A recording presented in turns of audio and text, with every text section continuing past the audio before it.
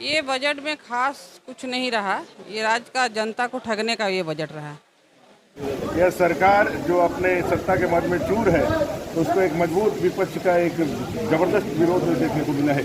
और मुझे उम्मीद है कम से कम इस विरोध के प्रदर्शन के बाद भी सत्ता के मद से चूर यह मुख्यमंत्री जी और इनका पूरा मंत्रिमंडल इससे होश में आए और झारखंड के जो आज की हकीकत है, ज़मीनी हकीकत जो है, हजारों लाखों युवा अपने भविष्य को लेकर चिंतित है। डेली रोजाना बलात्कार की घटनाएं हो रही है, लॉ एंड ऑर्डर हाशिए पर है।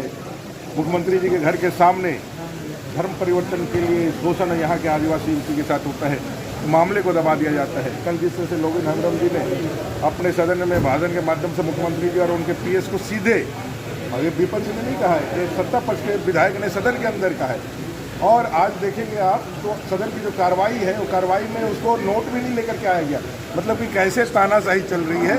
विधानसभा अध्यक्ष ने और सदन की कार्रवाई में जो लोबिन हेम्ब्रम जी ने ऑन द फ्लोर जो कहा है, उसको आज उसकी नोटिंग भी नहीं गई। वो कार्य कि जो संचालन में जो आता है नोटिंग, वो भी नहीं लेकर के आया।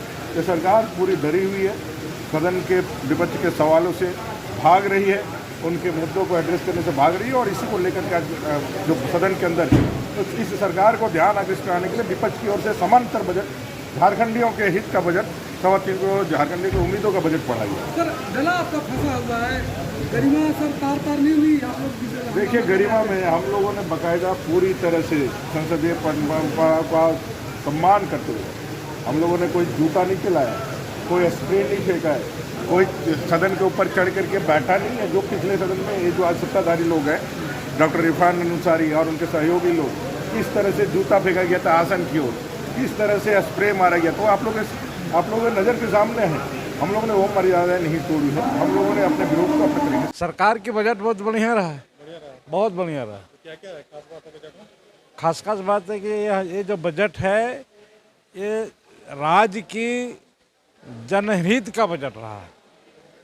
इसमें यहाँ के तमाम गरीब गुरबा, यहाँ के शोषित पीड़ित जनता का ये हित का बजट रहा है। नहीं, सहयोगी और लोग नहीं, सरकार ने पिछली बार जो बजट में संभावनाएं दिखी थी, इस बार का बजट अगर आप देखें तो एक यूनिवर्सल पेंशन स्कीम को छोड़ करके और कोई लोगों के लिए आकर्षण नहीं है, जिससे लोगों को नहीं मिली। पिछले दिनों बजट से पूर्व ही जिस तरीके से मनरेगा की मजदूरी दर बढ़ाई गई थी, जिस तरीके से राज्य योजना से जो है राशन कार्ड देने की योजना थी, तो उससे लोगों को लग रहा था कि राज्य सरकार अपनी योजनाओं से और कुछ बेहतर करेगी।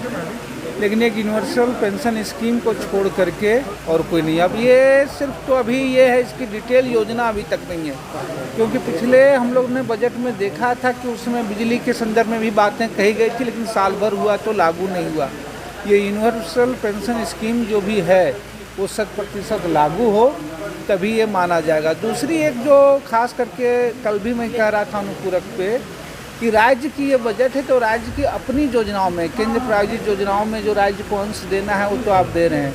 बजट तो भारी भरकम है, लेकिन हमने पिछले साल भी देखा कि बजट की राशि न कहीं खर्च हुई, न कोई आय का ये हुआ। राजस्व की जो स्थितियाँ रही है, सरकार इसको बता भी रही है, और पिछले दिनों केंद्र की भी जो नीतियाँ रही उससे राजस्व का तो नुकसान ही हुआ राज्य के लिए।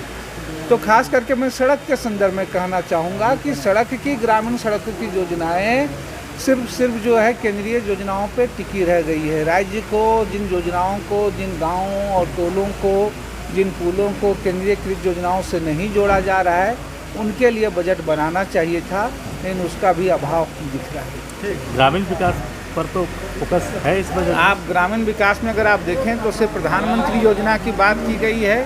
जो पहले से बनी सड़कें हुई हैं उनकी मरम्मती की तो बात ठीक है, लेकिन मैंने कल ही एक उदाहरण दिया था कि सिर्फ गिरिडीह जिला, जो जिला उग्रवाद प्रभावित में भी है, गरीब कल्याण योजना में भी है, अगर 360 गाँव और टोले सड़क से अभी भी वंचित हैं, तो आप समझ जाइए कि हमारे बजट को किन लक्ष्यों के करीब होना चाहिए और ये कितना गैप है। और इस बजट में भी इस तरह के गैप को पाटने की कोई विशेष कोशिश नहीं की गई, और बिना विशेष कोशिश के इसे पाटा नहीं जा सकता। दूसरी बात है, मुख्यमंत्री जी ने कहा कि भाई ये साल होगा रोजगार का, तो भाषण उन्होंने दिया, उन्होंने वक्तव्य दिया, लेकिन बजट अगर आप देखें रोजगार। तो उसमें तो कोई केंद्रित नहीं लग रही है कि ये साल जो है वो रोजगार का होगा, ये साल जो योजनाओं का हो, बल्कि अनुबंध में सिर्फ पारा शिक्षकों पे एक बात कह करके वह अभी तो साल भर से लागू नहीं हो पाया है। बाकी अन्य अनुबंध कर्मियों के बारे में तो अभी तक मौन है। अब देखें आगे विभागवार सरकार क्या खोलती है। तो आपका बजट में ये आपका सलाह माना गया है या नहीं माना गया? नहीं, बजट से वो नहीं, तो वो तो काम से दिखेगा, वो बजट से तो दिखेगा नहीं। बजट तो साल भर के आय व्यय का एक ब्यौरा होता है और अपना विजन दिखाती है सरकार की, भाई हम अगले साल किन मदों में कितना खर्च करने वाले हैं और जो हमारे खर्च होंगे वो खर्च हम कहाँ से जुटाएंगे। तो मुझे लगता है कि आज 91,000 करोड़ का बजट सरकार ने सबके सामने रखा है और यह बजट अपने आप में संतुलित है। कैसा बजट के बारे में बजट एकदम बिल्कुल मिला जुला के बहुत अच्छा बजट है। आज का बजट के बारे में क्या कहना है? देखिए, बजट जो है हर क्षेत्र के लोगों के विकास के लिए बना है, चाहे वह बच्चों की पढ़ाई हो, चाहे वह ग्रामीण क्षेत्र की सिंचाई व्यवस्था हो, तो इसको होना चाहिए। पेट्रोल और डीजल पर खास करके ध्यान देना चाहिए। बजट से आप संतुष्ट हैं? हाँ, बजट से संतुष्ट।